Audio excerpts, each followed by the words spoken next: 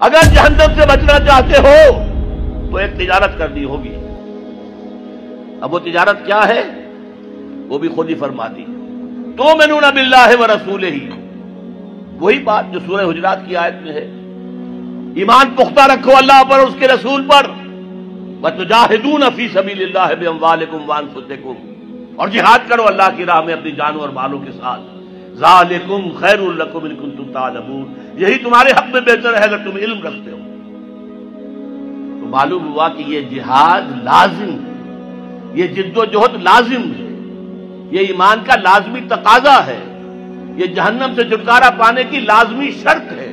اگر یہ نہیں کر رہے تو ایمان نہیں ہے تمہارے اندر، اور جہنم سے چھٹکارا پانے کی امید یہ ایک بس تمہارا خیال ہے. تلک امانیہم، یہ تمہارے من گھڑت خیالات ہیں، یہ تمہاری وشفل تھنک، یہ تمہارے من گھڑت خیالات ہیں.